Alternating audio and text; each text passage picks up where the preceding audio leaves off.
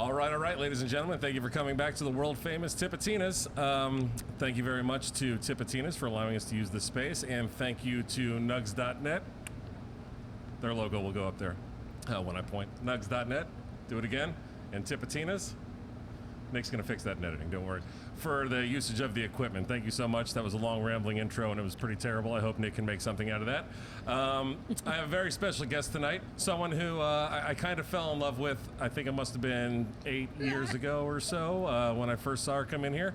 Ladies and gentlemen, Tarriona Tankball. Well, thank you, Tank. That makes me feel real special. Well, it's rare that I meet other Tanks, strangely enough. I'm sure you have this. Do you know anyone else named Tank besides just one, me? the Sanger Tank. And everybody gets me confused with the Sanger Tank. Okay. He's a male.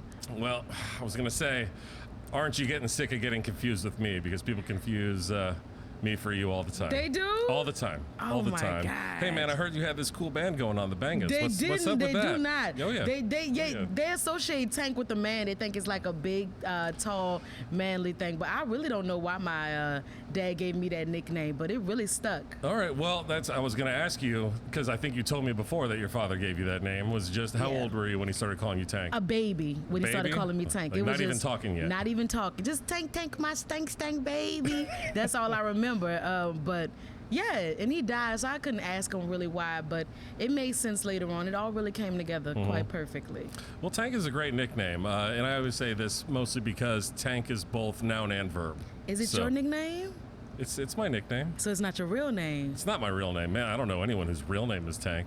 Are you going to tell anybody your real name? Yeah, people know my real name. I'm sure he just put it up in the credits. I'm not a person that knows your real name. You don't know my real name? Of course not. All right, we'll just leave it there then. Oh my God, Tank, I want to know it now. Come on. My real name is Brian. Oh, I know. I kind of like that. Do you? Yeah. It's not that fancy I like of a name. it on you.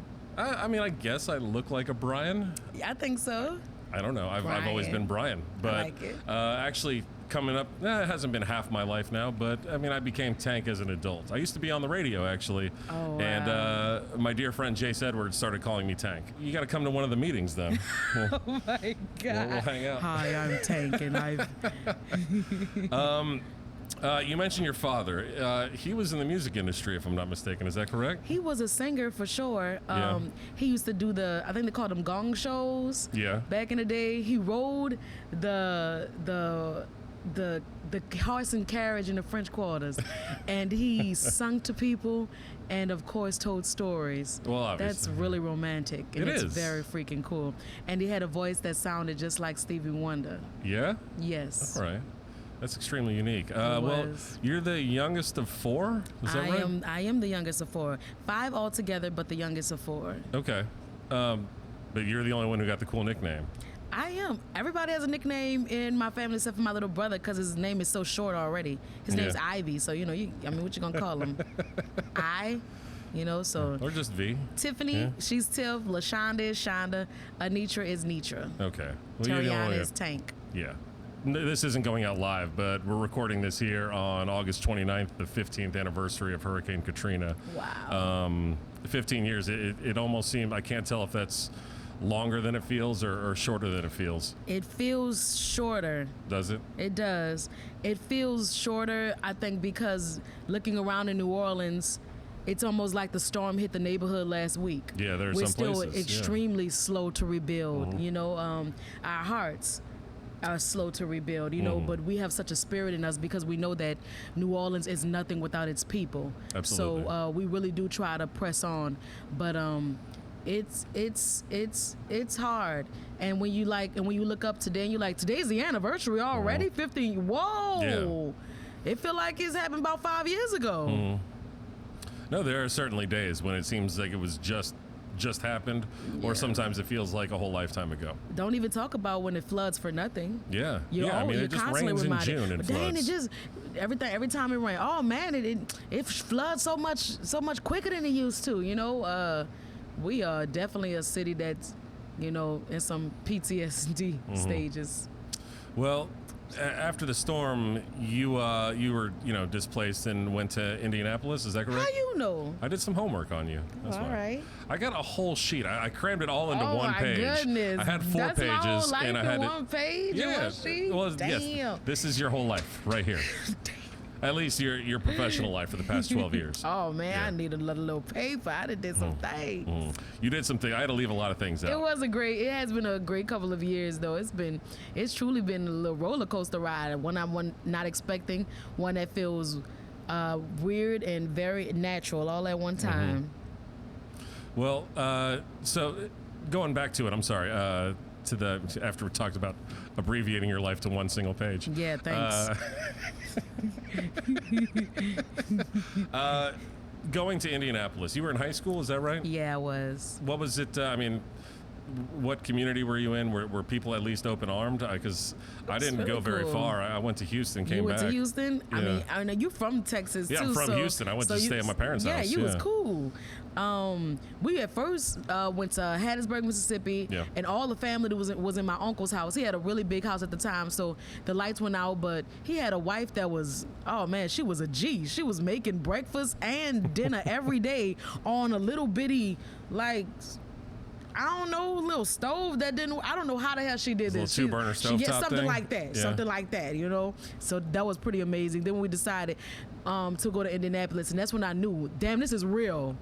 This is real. It's really happening. Yeah, we're not going back. We're not going back soon. home. Wait, we're not going back home. That's when the tears started coming and the true realness soaking in of what's going on.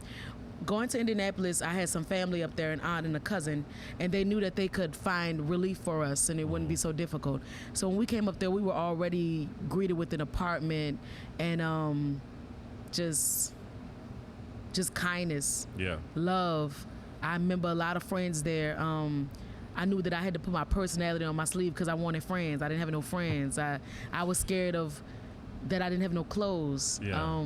But I went to a school where people, they didn't really care about all that. That's I good. became really good friends, more with the freshmen than the seniors, even though I was a senior, but more with the freshmen because I was new too. Yeah, And, you know, yeah. we all kind of felt new. Even the seniors were more established. They had their friends. So it was a great experience for me, a real blessed curse. You know, I cried every day in my closet. A lot of my family didn't know that. I was just so sad. I just couldn't believe what was happening to me my freaking senior year, you know? Yeah. But I'm happy that it happened to me that way because I really wouldn't be who I am without that horrific moment. No, absolutely paradigm shift in your entire life. I mean, Oh, just yeah. whole mental state. I mean, being 16, 17, however old you were, that's such a impressionable time. I mean, your teenage years are obviously very impressionable. They really but, are. You know, you're Even becoming your a woman. elementary You're about to years. graduate high school. You're on your last year of high school, and you got to move like no one wants anything like that. Yeah, you can't graduate with the friends Yeah. that you've been going to school with since you was kids. Prom is different. All that. How long before you got to come home? I would say about a year and a half. Really, that long? Yeah, Okay. a year and a half. They just had to do so much cleaning out, and or maybe it was a couple of months, but I think it was at least maybe 4 or 5 months before coming home. But to coming home to live, it was about a year and a half because I had to Yeah. finish high school out and everything. And my mom didn't know what she wanted to do, but after a while she realized I love New Orleans and I'm going back. So we lived in a trailer, and that was hard. Yeah. Yeah. So after high school, you came back for college? Did you go to SUNO? Is that correct? I did. Yeah. Yeah, I loved SUNO. Yeah? I loved it. It was crazy because we were going to college and I never thought I'd be going to college inside of trailers. You Yeah. know, that definitely messes with your experience. But there I was able to meet such important friends that are still in my life today. And I knew from that moment on that even though I was in a trailer, I knew that college was truly what you made it because I had a great time. Yeah. I had a great time. I ran for Miss Freshman. I won. I gained great friends. I have good relationships with my professors, people that have truly helped me all along my journey. I performed a lot at SUNO for all type of events, which really gave me just a little bit more confidence to perform. And it was for what it did for me. It was good. You know, it ended on a real weird note, but I had fun my years there. That's good. So you mentioned performing in college. What were the first artistic expressions you had, maybe even before Katrina? You were writing poetry when Before you the were a young storm. girl. Yeah, I think that I started definitely writing poetry at 12. My grandmother, I did a poem at my grandparents' 50th wedding anniversary, and I screwed up the poem a lot. But my grandma, she must have saw that that I was doing my thing, even with the mess ups. So I went to, before my grandfather would preach, I would say this poem every time until I got it right, and it was perfect by the time I got it right. I really did well on it, and that kind of changed my life. I just started performing my poetry and not just writing it. Mm-hmm. So that was a big part of it. Yeah. Well, before he would preach, you come from a family of pastors too. Is that correct? A lot How many? of them. How many? Let me think. Maybe about 4. Wow. Like a grandfather, an uncle, another great uncle, and an auntie. Mm-hmm. They thought I would be too, but my church is kind of all over the world. You know have what I'm a saying? traveling revival church. church show. Yeah, I don't want to be at church every Sunday by obligation. No, but you still get to lead a congregation whenever you perform. I feel like it. If my fans leave the show saying that they filled and revived, and they come over and over, then you're giving something that's really important and special. So, my grandfather gave people hope, like, to get through their week, and I get to do that like almost every night. Yeah. Pre-COVID, of course. Before the obvious. Before the obvious abnormalcy. I guess the first performances you were doing outside of in front of your family was slam poetry. Yes, that came after the performing at the church. Mm-hmm. Then it was I did a poem for the school poetry slam. I was really scared and really nervous to do this poem because it was such a touchy subject, because I knew that one of my friends was raped, and I wanted to do this poem, but I didn't want anybody to think that I was raped, so I was scared to do it. Then last moment I was thinking, well, I have to do it because somebody needs this, more than I need to shave my embarrassment from a situation that really don't even have anything to do with me. So I did this poem. Everybody stood up in the auditorium for a girl that they barely noticed in the halls, and I was like, wow, this is pretty freaking cool. Yeah. How did you end up joining Slam New Orleans? After coming back from Indianapolis, I was in touch with the slam master of that team at the time, Akeem Martin, and he told me that he wanted me to come and join the team. And I was thinking, I'm not writing as much as I used to, I'm really not in slam shape, I don't know. And he was like, just come. That's his words. Just come. That's his words. And I come, and and there's a video of the first time me and the group met on the internet. You can type in Slam New Orleans, and you'll see us in a cipher. See Freedom happened to be walking along and just happened to record this cipher that got so many views, and it's so special to my heart. And we all just kind of went a little crazy after we did this cipher in a circle, because we realized something special is together with us. This is our first time all meeting together, and we just freestyling, and it's incredibly special. It's spiritual, and I'm just happy that she was able to record such a momentous moment for us, because after that it really was no place but up for Team Snow.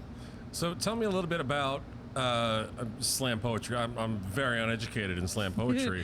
The idea of having a team of poets that ultimately are traveling around and competing. Tell me a little bit about that world. So cool. Yeah. It's like, how the Olympics got their little world, us musicians got our world. The Olympics have a little world. Yeah, they got their, everybody got their little world. They got a little thing going on. They got people that like to sew, Yeah. They have people that's really into sneakers.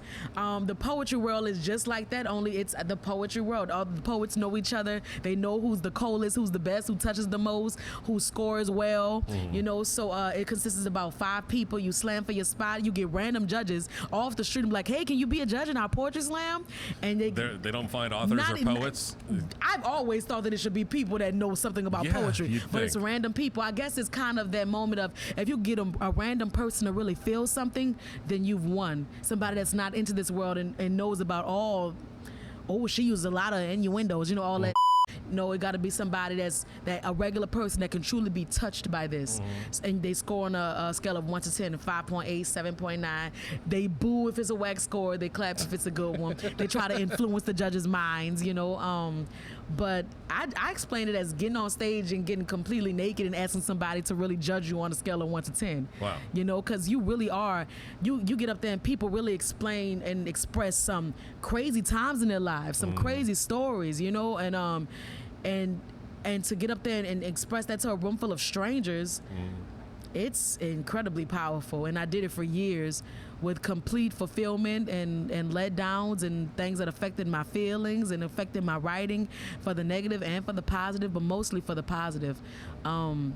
I found the perfect team in Team Snow, our team I always wanted to be a part of, which was a winning team. You know? And sure enough, you guys won. What did y'all win? Because before Nationals, which we won, I was a part of a team called Noise, which is New Orleans Youth Slammers.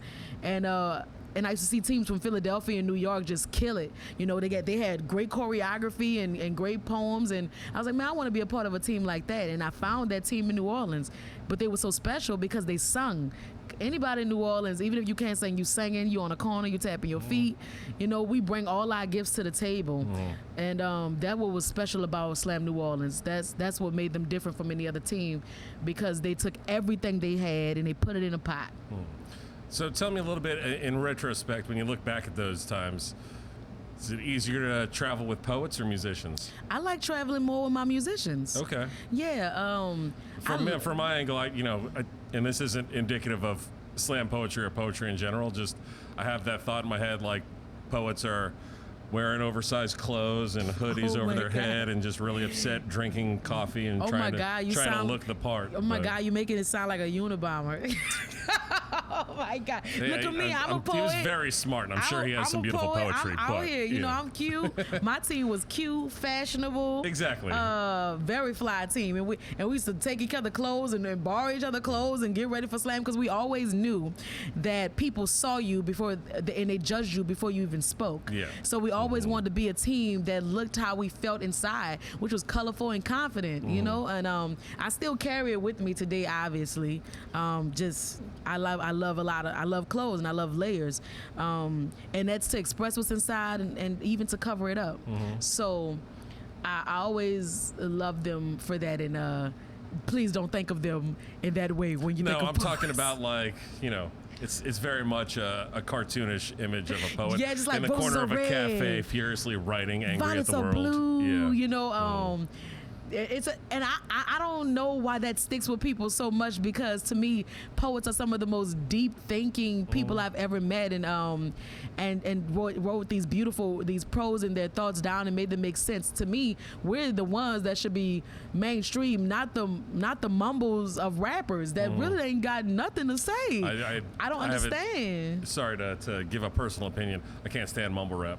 I can't stand it. I mean, I like rap. I like hip hop. Yeah. Mumble rap is just kind of like, come on, man. It's two different things. Speak like a grown up. Hip hop and mumble rap is two different things, and one of them is definitely making money, and I believe that it's because that the radio has been feeding us lies so that we could stay in a true trance, because music is so powerful. You don't have to shoot it up. You don't have to take a pill. All you have to do is press play and turn it up, and it's very simple to go to your mind and your feelings. You know, that's why old music just feels so much better. It's recorded differently, and the words are different because they're really trying to say something. Today, man, it's really hard. That's why streaming is so big, because you get to put on whatever you want and not what they tell you to listen to. Well, let me ask you this. As far as, this is a real generalized question, and there's a million different ways and opinions on this sort of thing, but because music is so accessible now, it almost seems like the average person doesn't give it the same kind of credence that they would have before. Like, it's too available and free that people don't really take the time. When you were a little kid and you got that new CD from whoever, you stared at the cover. You opened it up and you read every word, and if there were lyrics, you stared at it. Now it's just like, next. Ooh, that thumb is powerful. That little bitty thumb is powerful as hell. Well, I mean, do you think that some people, at least younger generations, are now consuming music obviously in a completely different way? I say that all the time. Hell yeah. And it's making it very hard on the artists to keep up, because I cannot, produce something as quick as you can swipe past it. It's nothing to you. I've been working on this song forever, and it's nothing for you to, everybody, even while we're making songs, our record label always telling us, oh, you need to shorten the intro, or maybe you could, make it a little shorter. The songs are shorter now. They're digesting it quickly, and you have to put that all into your art and be conscious of that. That's whack. Yeah, because your audience is busy planking and eating Tide Pods or something like that. And because the attention span is much shorter because of the internet, because of the quick swipe, because you could see somebody that just shot up a church and be like, oh my God, and then you swipe up, and then somebody else is twerking, and now you're interested in that because that makes you happy and not sad. And nobody really wants to feel sad. No, absolutely not. So, well, that was a general. Let's get back to your career. You did put out a solo poetry album, Random Me. Yeah, I did. Tell That's me a little bit one. about. I know you wanted to do it not because you were trying to put it out there to the masses. It was more just for yourself. Is that right? I just wanted to listen to something while I washed the dishes, clean up my room, and then everybody happened to, at the same time, ask me, Tank, when you gonna put out an album? And for some reason, I would always look at Tavia and say, when I'm gonna put out an album? And I just pretty much started working on it with the help of Gus Bennett and Raj Move and a couple of 3 other people that accompanied me on it. That was Nate Suave, who gave me a couple of beats, like 2, for like $50. Yeah. Whew, the days of the $50 beat. Jesus. Chris Cotton, who came and paid just the horn on something I had in my head, just a horn. And I believe Chris, I forgot Chris' last name, this dang on quick. Chris, who plays guitar, and he came and played that Nora Jones joint. Okay. So it was really just that. Well, you mentioned Tavia. Tell me about how you met Tavia. I don't remember exactly the day that I met Tavia, but I know that we had a mutual friend. I bet you she does. Is that right? She probably does. The day? Oh, she's not listening. We had a mutual friend that really wanted us to be close. Tavia's sister went to the open mic that I used to frequent all the time. At the Pass It On. Pass It On. That's where I used to go to do poetry. Right. And she was, her sister was really inspired by me. Tavia wanted to meet this girl who inspired her sister. She was like, who inspired you? I've been living your life all this time, and you got a new role model in one session. One day you met someone new that's your hero. So she wanted to know who that was. And so she wanted a poem made by me for her and her sister to write it, to get a tattoo on their leg of. Right. And so I wrote the poem. She was really persistent. She didn't bug me, but she was persistent as hell. I wrote the poem, and one day I quit IHOP. She sent me a quote, a positive quote, which she used to send all the time, and I used to hate getting them because I had an old phone. I had to download a text message. Yeah, I remember. So I'm like, oh man, I gotta download this damn text message. But it came just in time because I had quit the job, and I messaged her. I was like, girl, I just quit my job. I needed that text. I said, you want to go to the movies? And it was just cool after that. Like every day going on Frenchman, listening to the live music, and it just, we just gained a great friendship. That's sweet. You mentioned IHOP. What other jobs do you have before musician?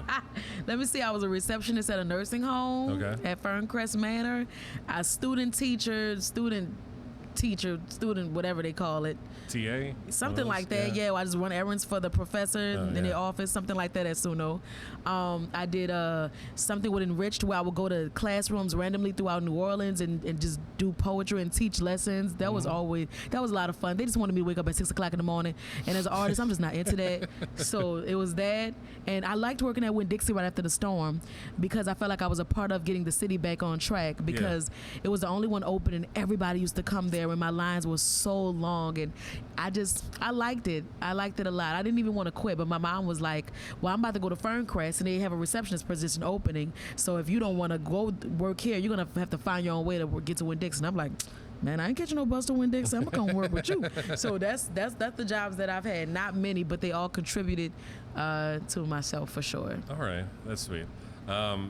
Is the IHOP still there? You still stop by and say hello ever? I used to a lot. I used to, but IHOP was far in the east, and I don't really go in the east too much no more. Well, you used to be out in the east all the time. We'll jump a little bit forward. Well, actually, let me just go ahead and start asking you about how the origin of the Bangas. If I'm not mistaken, I guess the band formed about 2011. Is that right? I think so. And is it not right you guys met at the Black Star Cafe? We did. Okay, tell me a little bit about, because there was poetry readings and slam nights and whatever else there. I met everybody kind of at little separate different times. We always say Black Star Books and Cafe because that was just like the place, the meeting grounds that we started to meet every week.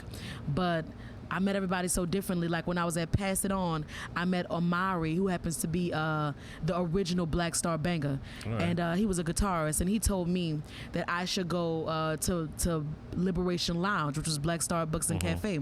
And I was like, I'm gonna come. The day I come, though, it was great. And I told him I was putting together my first album release, and I would love if he could be the guitarist. He was like, yeah, I would love to, and I would love to bring on my friend Nation. He's a bass player. I didn't know anything about music, so I was like, I don't need no bass. I just want that guitar, man. That guitar pretty. And he was like, nah, I'm telling you, it's gonna be dope. So got him together, which happens to be the original Black Star Bangers. All right. And so Tavia introduced me to Joshua, who's the drummer now, and she was like, I want you to listen to this young lady I'm managing. She put in my album Random Me. He was like, I'd love to meet her. So he came to our first rehearsal, and that's how that started over there. Norman, I met him actually at Black Star. He was playing for Tanya Boy Cannon.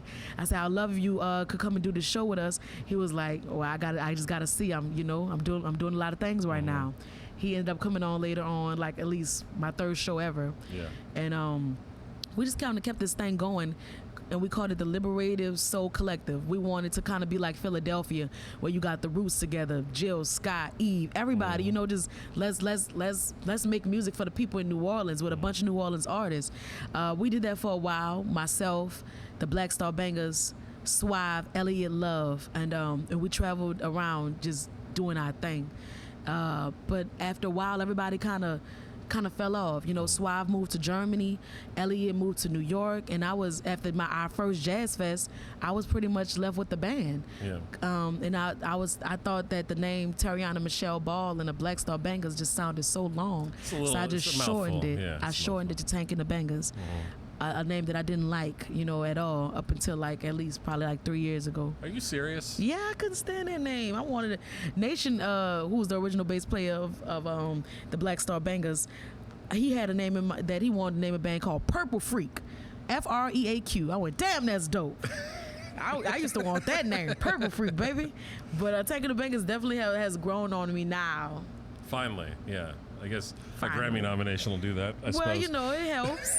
I love that. You could say you Grammy nominated forever. That's really cool to me. Oh, yeah, for sure. Well, we'll talk about that in a little bit. Early on, you mentioned all these different pieces coming and going. I was going to ask if that was out of necessity for some reason, or if you just enjoyed the variation of having, for a few weeks, a few months, one member come on and another one come on, and just kind of the shuffle there, adding backup singers and having them go away. I think that you see other people performing and you think that you want to be there at that exact moment. Like I remember seeing two shows that were so influential to me, and it was a band called Fun. They opened up for Janelle Monáe, and it was just the most excellent thing ever. It was like $10 at Tulane or something. Yeah. It was absolutely amazing. And then I saw this band by this man put on in New Orleans named George, a show called The Green Light, I think Experience or Effect. And I saw his background singers in the band. I'm like, I want that, man. I gotta have that. It was amazing. It really changed my my life. But oh my God, if I could do it all over again, I definitely would know that I would just do things just a little more, honestly, a little more slower, learn some more things, because I've literally had so many musicians and 14 background singers. Yeah. So I definitely probably would have started out with just one or two. And but everything was as it was, If people left and things were shuffled around, I just accept it and just keep moving on, because I know that Tank and the Bangers will survive no matter what, especially if I am at the front still doing this thing. We're gonna survive it. Well, I remember the first time you played here, at least I want to say there was 11 people maybe on stage with you. I remember that. I took home $15. It was just a lot. I mean, you couldn't walk. You couldn't move around on stage. You're not like a lot of people still. on stage. Yeah. You're not like a lot of people on stage.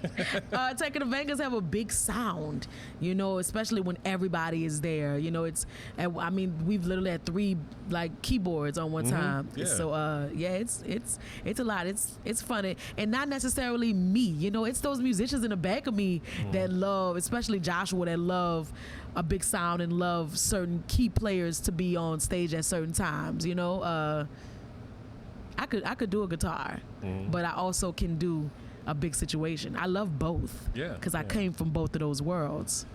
Tell me a little bit about the Yum Yum. The Yum Yum? Oh, Yeah. my aunt's space. Oh, yeah. Oh, man, it's been such a minute. It was It's the the rehearsal family space. home. Yeah. It's the family house. It got a lot of good feelings. My grandparents' home. My aunt escaped there from Katrina with the boat. It's been a true anchor for a lot of things. It was her idea to have these hangouts because we was trying to go to London, and she kept asking us, "What y'all gonna do? What y'all gonna do?" I could put the barbecue on the grill. I could put the shrimps up. Have a Bangerville drink. We call that the banger. You know what we gonna do? That's how she talked. Yeah. And she used to say it every time. But then we just finally was like, okay, it's time to get this party started because we want to go to London, and we were sacrificing every gig. All the money was going into this pot. Tavia was buying one ticket at a time for us to get over there. So the Yum Yum helped us get there and helped us kind of own in also the sound that is attacking the Bangers because we used to have sheds and we used to open them up to different musicians to come through. So the iron could sharpen the iron. You know, we're gonna actually start doing something like that again. Probably not necessarily at the Yum Yum, but another space where we can continue on because we're not performing on the road, but we still want the sound to go to the next level. Well, I think at least back then it must have been, aside from just doing fundraising just to get yourselves to London. I want to talk to you about London as well, but at least it was a good way for you to kind of build your own audience, and you didn't have to rely on outside promoters or venues or whatever else. We have the venue, we're our own promoters. Yeah. We're going to invite our friends, and then they're going to start bringing their friends, and then you built your own scene in your auntie's backyard. Yup. That's exactly what it was. And then not only that, we also was able to invite other artists in every time we did a performance back there. We always, even though we were trying to raise our own money, we still set some aside to make sure that another artist could also, you know, basically continue on their own journey and get paid, you know. So it was such a great tree that everybody could pick fruit off of. And I'm always love that space for that. It was comfortable. She painted it. She made it just for us. Our face was there. People came in and we were so proud to show them, like, look what we're cultivating over here, you know. It was a true ground zero, you know. And tell me a little bit about London. What were your goals before you got there and when you got there? The goals. Tell me a little bit about. The goals was like, well, we're kind of different. We know that kind of different, so we want to see if the people over there will understand our music more than they would here. Everybody just kept saying, after Jazz Fest, they bringing y'all overseas, you know, like the moment you hit the Jazz Fest stage, you going overseas, the offers coming in. And after doing Jazz Fest like 2 times and nobody asking you that, you like, oh, we have to get ourselves over there, you know. No one's gonna give that to us. So going over there, we just had the mindset of we want to spread this particular music, we want to do as many shows as we can, we want to sell a lot of albums. You know, it didn't necessarily go like that. It was really hard. It was beautiful though. It was a beautiful struggle because you always knew that the struggle wouldn't be forever because we were living there for 3 months, and we always knew that it was going to be a part of the story. Even when we came there, and the person we were supposed to be living with, he never showed up to the airport, you know. So we were stuck in we basically was stranded, and we were so silly to traveling that we had huge suitcases, like 2 of them, huge. So that was expensive, and to carry all of it was very expensive and heavy. Oh my goodness.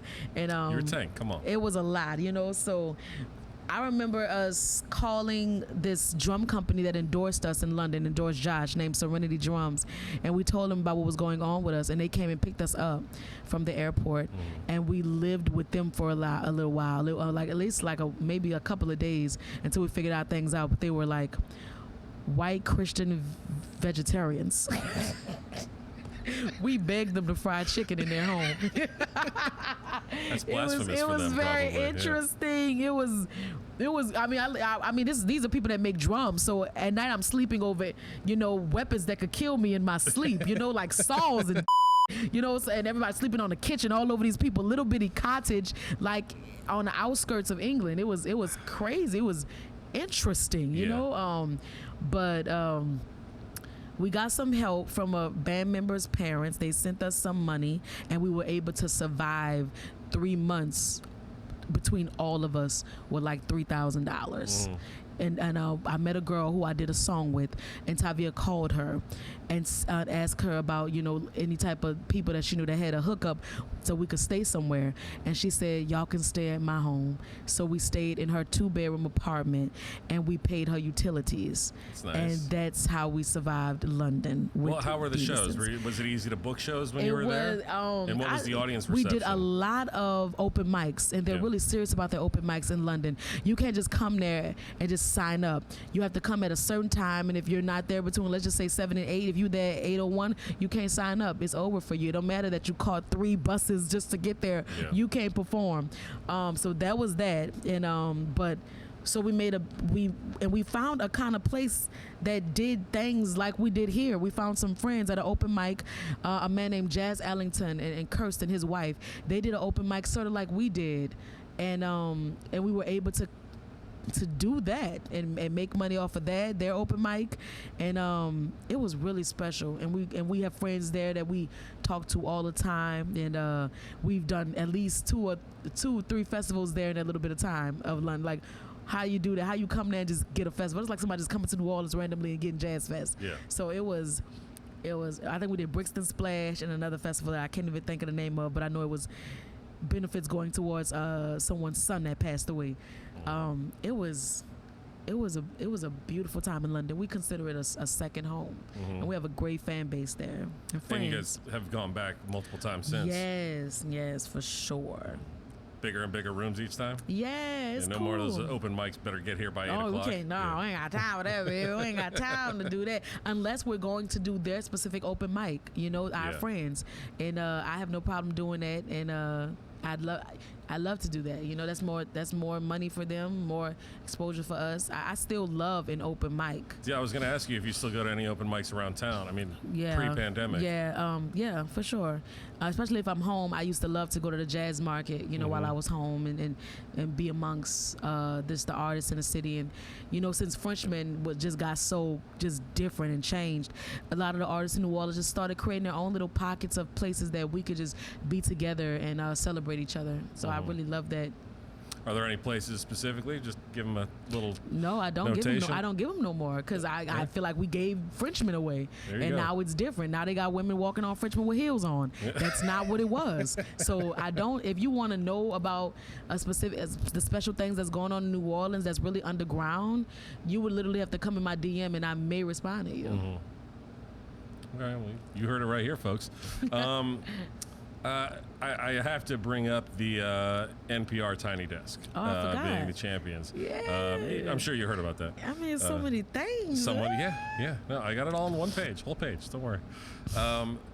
Tell me a little bit about. I guess it was Tavia who told you had to submit.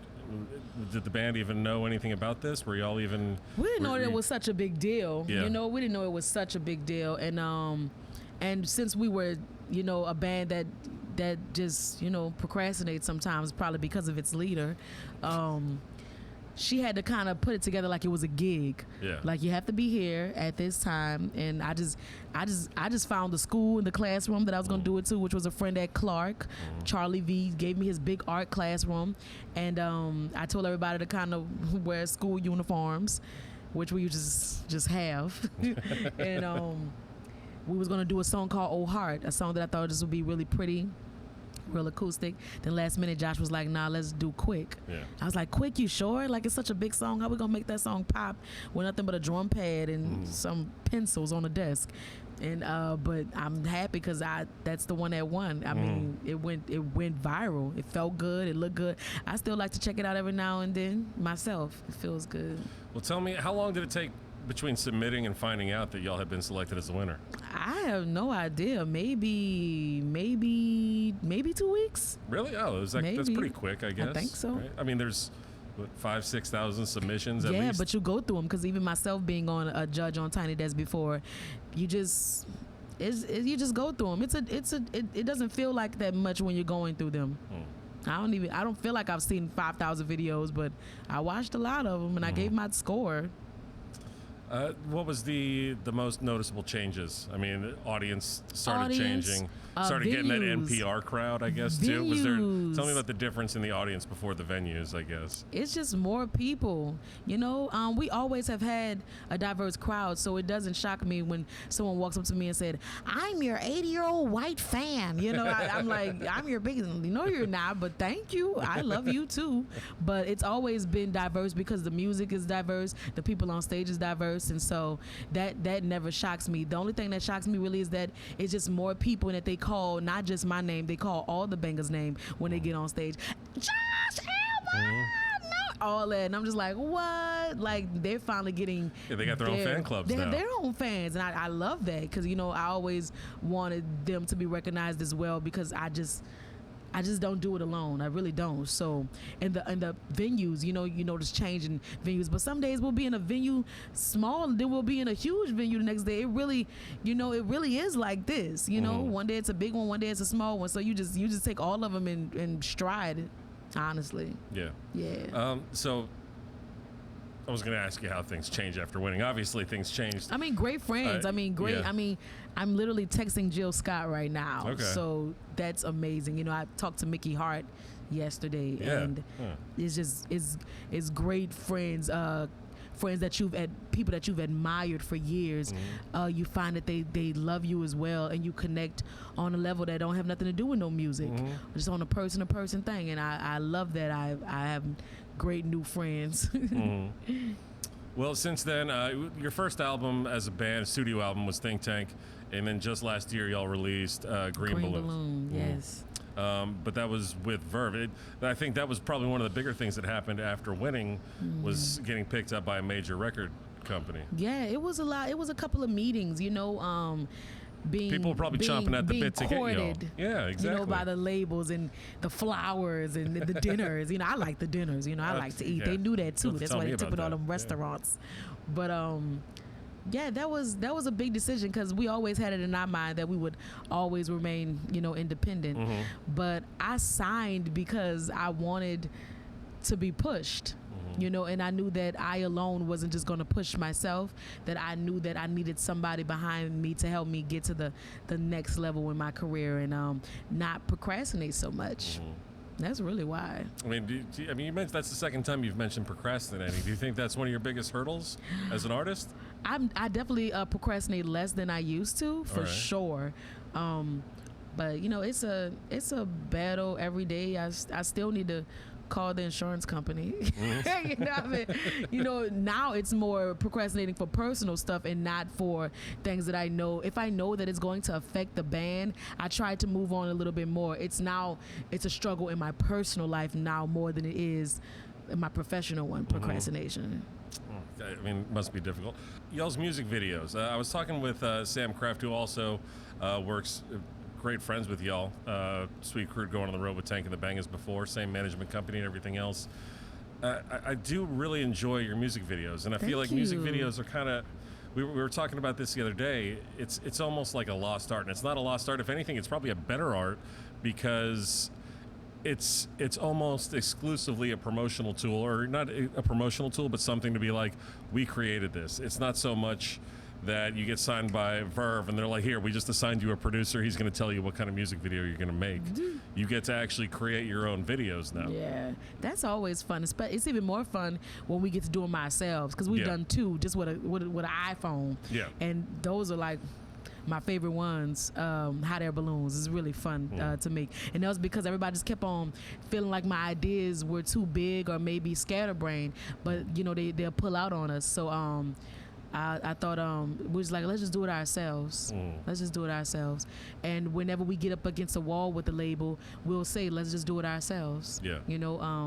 Because if we believe in it, we know that our fans will believe in it. So that's always fun. We actually had to cancel making a video recently because of the hurricanes. It made me sad. And it didn't even rain. It drizzled a bit. But you gotta make sure everybody is safe. So absolutely. Especially this of all weeks, just looking at the anniversary. Especially in New Orleans. You know what I'm saying? Absolutely. Well, something that I think is the most enjoyable part of your performance. The lyrics are phenomenal. The band is phenomenal. They're hot. They're big. but you kind of have this thing, and you go from kind of childlike wonder and amazement, and you can see sparkles in your eyes, to the queen stomping down on her royal subjects back and forth. You can peaks and valleys all the time while you're performing. Is that what kind of drew you towards that? Oh my goodness! Like that style of performing. I don't know.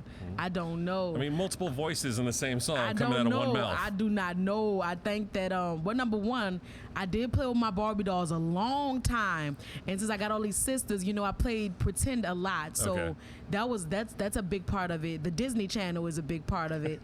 You know, watching all these shows that just in these cartoons that just, you know, you grew up in a TV age. You know, I spent a lot of time in front of the TV growing up. Yeah. And seeing those poetry teams was a big influence too as well. Seeing the team from Philadelphia and seeing the team from New York, they were so animated, and I loved how animated New York was, but I loved how passionate and loving and tender Philadelphia was. They had some of my favorite poets, and New York had some of my favorite performers. Right. So just putting that together around all these different poets. I mean, I'm a young girl looking at poets from all these places, from New York to Philly to London to Albuquerque, everywhere, and they all had their different style. It was really unique. And just when I get up there, I know it's like somebody whispering in your ear telling you to do this and do that. I think it's my dad, because he was the performer that didn't get to live out his complete dream. So I really think it's him, because I don't even like to watch a lot of the performances, because I say, who is that? So she's doing a lot. Lord. Especially when I was at Tipitina's. I remember I heard a recording at Tipitina's. I just cried. You know, What? I was like, I sounded horrible to myself. And that's when I begin to balance myself more. That's why I don't always love to listen to the recordings, but they're so needed, so that you can know what you're doing wrong, so you can know what you're doing right, what you want to do again, what you want to try next time, how you want to correct yourself. And that's just one of the greatest gifts that a recording for Tipitina's did for me. It made me balance myself more, and so that people could truly hear what I have to say and not just what I could do. You're just running around stage so much trying to entertain people. I was like, I need to balance myself. I need to hold my ground, so that people could really hear the warmness of my tones, the up and downs of my rap, or the true the influx of my poems, whatever. So that's what Tipitina's gave me. All right. You mentioned Disney before, watching the Disney Channel, and I've often seen in interviews how y'all say you're Disney inspired, you know, Disney and Japanese anime and things like that. The guys. I kind of think that you also add a little bit of Dr. Seuss in there with some of the silliness that y'all can put out there. I love Dr. Seuss, but I wasn't hugely inspired by Dr. Seuss. I know a rapper that really was, Tierra Whack. She always talk about how Dr. Seuss inspires her. I could see it in her clothes, and she was. But I was a Disney kid and a little bit of a Nickelodeon kid, and definitely one Saturday morning. But I see what you're talking about. Well, I mean, just because it's almost coming up with not your own language. Dr. Seuss used to play with words so well that I think that's something that you do very well with your lyrics as well. Not making up a new dictionary like he is or anything. I read them, but I wouldn't say that I just he was an inspiration for me. You got a favorite Dr. Seuss? Green Eggs and Ham? That's a classic. Yeah, of course. I mean, yeah. I'm more of a Lorax guy myself. So. Not that one that came out a few years ago, the original one. I used to love Nightmare Before Christmas. Yeah? Yes. I mean, that's Tim Burton. That's a real deal. This is Halloween. You know, all that. Oh, yeah. I love that. The music was rolling. Mm-hmm. Oh, absolutely. A little dark.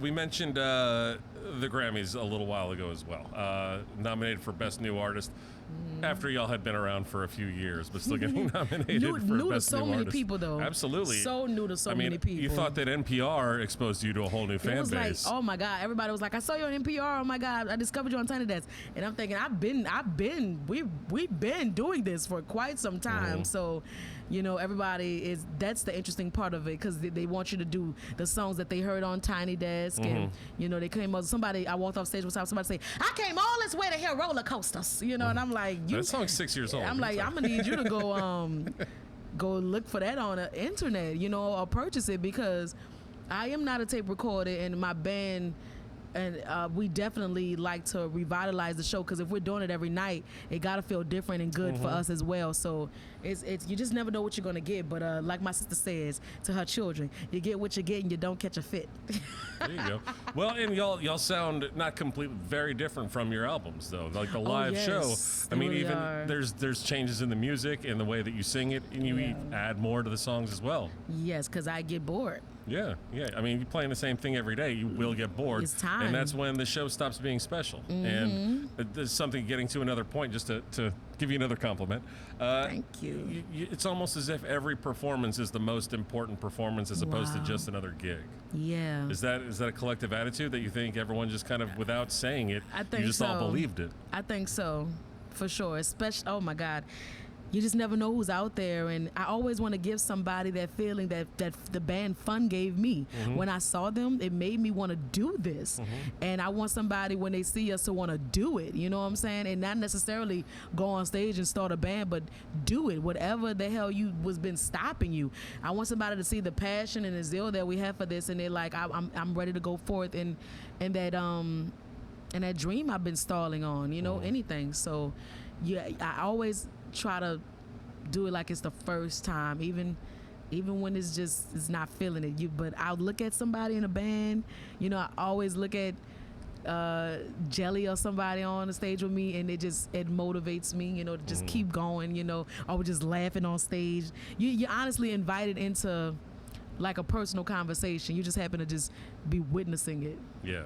Well, something else that I think some musicians probably kind of get a little jaded. They just assume, oh, these people are all my fans, they're gonna like me. There's always someone in the group and out in the audience that has never seen you before, and they will judge you by that first appearance every time. So. I look at them all the time like it's literally, y'all know me and y'all don't know me.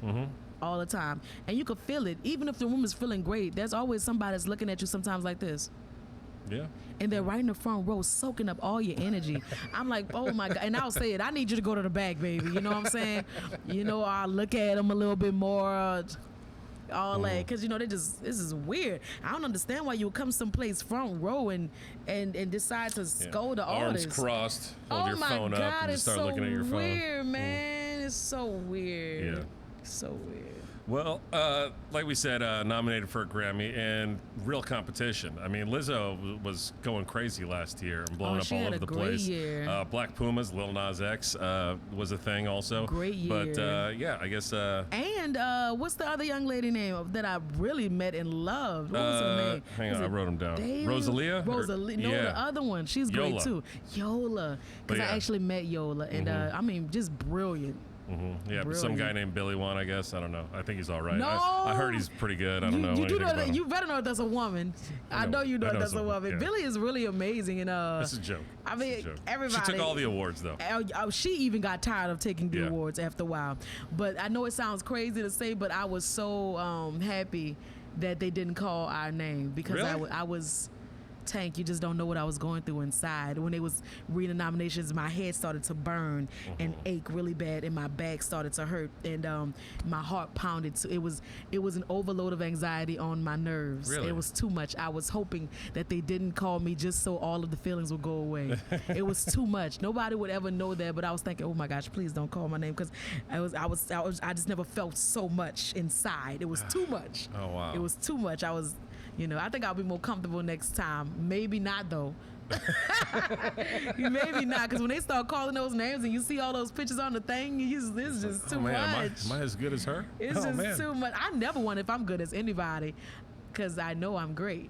But it's all still a nomination, you know, and you never know who's going to get it. It doesn't necessarily mean that they're better than you. It just means that somebody thought that they deserved that, and I think that she deserved that. It doesn't take anything away from Black Pumas or Lizzo or Yola or anybody, or the year that they've had, or Tank and the Bangas. We've had great years, and you won that round, and great. It doesn't define me, you know what I'm saying? We just always was winners, and I never ever expected to be nominated anyway. No, I mean, I just got the dress and the great gifts. And you know, we went to Japan the next day. You know, I was on a cloud. I don't care. I was on a cloud. Well, tell me a little bit about, because you talked about people that you've got to meet that you feel like are just, you connect on a personal level. Yes. Who are some of your favorite collaborations that you've had the opportunity to work with, and who do you still want to work with that you've just been quietly itching like, I can't wait till one day I get to call so and so? I mean, my favorite. I just have so many favorites. Let me see. You sung with Nora Jones early Nora on Jones. too. We have literally a vinyl with me on one side and I think it's Mavis on the other side. That's pretty freaking amazing. Yeah. Nora is my baby. She's like me. You know, when I'm in her presence, it's like I'm talking to myself. We're really kindred in that way. And I mean, just going out in California and being on Mickey Hart's farm. I mean, making crazy sounds that he loved. I mean, that's just amazing within itself. The new record with what's their name? Brass Tracks that just came out. I really love that song. And Pale, that's from New Orleans. I love Pale. All right. PJ Martin. I love PJ Martin. I mean, the list really, Donald Lawrence. I mean, the list really Who's goes still on. like your bucket list? Can't wait to work with. Kendrick Lamar. Okay. For sure. All right, Kendrick. I love Kendrick Lamar. Yeah. And My email's on the screen earlier. Email me, I'll set you up. I'm looking forward to it, and I think it's going to happen because I've visioned it too much, and everything that I've asked for, I literally receive. It's kind of amazing. I think you'll get it. I think you'll get it. I don't doubt it for a second. I'm a magic. I don't. Yeah, you got the magic. Don't worry. Yeah. The inspiration for some of the visual styles and aesthetic, the costume, the hair, the things that pop right out that people see immediately. It's because it popped right out because people see it immediately. Yeah. It's just like you said, you know, and like I said earlier, I came from a slam group that I knew that people judged me before that I said anything. So well, who do you get the ideas from? Do you come up with it, or do you let someone else decide for you? Like, try this out. It's mostly myself and my hairstylist. You know, if I tell her just be free, she'll do some amazing things. But you know, it's mostly what I want to see, and I see something on the internet and I ask her to replicate it. It's mostly like that. I've toned down throughout the years. I mean, my first Tipicina show, I had a hair made of a bow. I had a big bow in my head, and I was walking around promoting the Tipicina show, and Norman would say, "Hey, look at her hair! Come to our show." You know, that was when people had a little bitty flyer. Tipicinas gave you the little flyer in yellow. You used to pass it around, and it would crush your heart if you saw one on the ground. You're like, for real, man?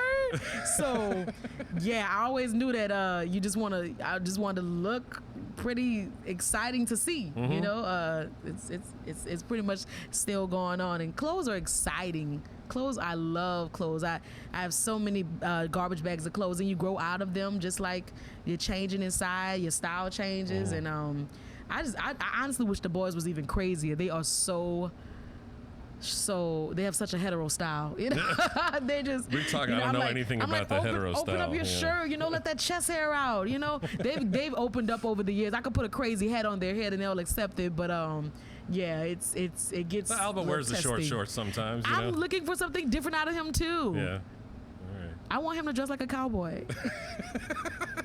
A sexy cowboy. Earlier last year, must have been last year, I guess. Tell me about the trip to Cuba. Oh man, Cuba! I was just thinking about that yesterday. I had on a Simma Funk shirt yesterday, and I thought of Cuba. Cuba was like a cousin, like a cousin to New Orleans. Yeah, rolling through the street with the Soul Rebels, just doing a second line, just rolling through the streets. It was really amazing. The people, the houses, the old school cars. Oh man, every night they took us out to dinner someplace amazing. Oh, I stayed in a beautiful home. Every room had its own bathroom. Wow. What? It was just so great. It was so great. And they picked just great people to roll with, you know, being with the Soul Rebels and Trombone Shorty.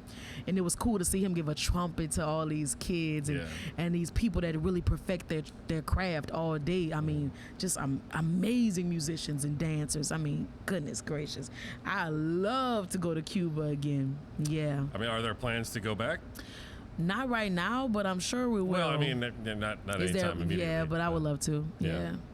I hope you get to. I would love to. I think all of us would. Just so special. Yeah. So special. again, like I said, you've been extremely generous with your time. There is one thing, we talked a little bit about food, and there's something that I keep bringing up on this interview program, just because one of our owners, Stanton Moore, the drummer for Galactic, has a signature po' boy at Guy's. It's the local. Really? What's on it? It's what's called the bomb. It's bum. The bomb. Not the bum. Like the bomb. The bomb. Yeah, okay. The bomb. Grilled catfish, grilled shrimp, cheddar Swiss, dressed. Damn. It's pretty good. Cheese with your fish? Exactly. That's the thing that everyone always is questioning about. 2 kinds of cheese with the fish. It's a little salty, but I'll tell you what, it works. Okay. It sure as hell works. What is Tank's signature po' boy? You can give, I always like it just regularly dressed shrimp. Just fried shrimp? Fried shrimp, nice amount of mayonnaise, the pickles, dressed with its, lettuce and its tomatoes. Where's your spot? I like to get it from Broadview. Okay. Yeah, I order it a lot from Uber Eats, and it's always good. They're pretty consistent, Those I like 2 type of po' boys. I like a shrimp po' boy, and I like a hot sausage on French. So those are my 2. Well, would you ever create one out of your own? Would it be fried shrimp and hot sausage on a po' boy? Oh, Jesus, that is a lot. Call that the banger? People gonna think I'm crazy as hell. It's not crazy. But guess what? I will be willing to take a bite. For sure. Yeah, I'm thinking about it right now. It'd be interesting. Probably kind of good. All right, well, we'll call it the banger. How's okay, that? the banger. That's hot sausage and fried shrimp. Dress, plenty of mayonnaise. Ooh, not too much, but just enough. No, the appropriate amount. Here's the other thing. French bread get a little dry, so It does. And there's a unique thing. I think this is something that here's the biggest racial divide in America. It's on the amount of mayonnaise that's appropriate for a po' boy. Tell it to the people in Europe. Oh my God, it's so much mayonnaise. It's weird, man. Well, and that's just it. Like they go overboard on things that don't deserve mayonnaise. Meanwhile, if you go to a place and get a po' boy and you ask for you want it dressed, depending on who's making it, if you see a young white girl making your sandwich, it's like, go ahead and put extra mayonnaise on there. But if you see a grown-up or a black dude making your sandwich, you don't have to ask for more. They're going to put the appropriate amount. You're going to get that perfect little spoon. They get the real schmear. That little knife. Yeah, it's going to look perfect. Yeah, it's going to look perfect. I've had many conversations about this with people from all over the world, and that's definitely the consensus. Wow. Again, like I said, thank you so much for coming. No one gets to leave here empty-handed. We have a certificate suitable for framing for coming on the All Right broadcast. All right. Here, we'll do the slow pass so that they can get a still frame of us passing it over. There you go. And here you can have a folder for it. Thank you. I haven't had a folder in a while. There you go. Thank you. That's your certificate suitable for framing. Are officially awesome for being interviewed. Wow. With no monetary. You told me I was getting a shrimp po' boy. No. Well, I'll tell you what. If whatever you're going now, we'll meet up later on and get some po' boys if you want. Thank you. My wife's working tonight. She works at a restaurant. I'll take you on a date if you want. Where? She works at Giacomo's. Dope. I would love that. Hit me up. You got my number. I do now. Thank you, Tank. You are welcome. Wow. Let me go ahead and wrap it up. Thank you so much for joining us here at All Right, for coming back. Thank you for Tipitina's for letting us use the space. And thank you to Nugs.net also for letting us use the equipment. Check out Nugs.net for all the great content they have, all the live performances. It is a phenomenal operation. Ladies and gentlemen, Tarriona Tank Ball. Woo! All right. Thank you. Woo, that is a job. Look at that, came in just over an hour. That is a job, That's the shortest one I've done too. I tried to hurry it through. No, I talked to Sam for an hour and 45 minutes last night.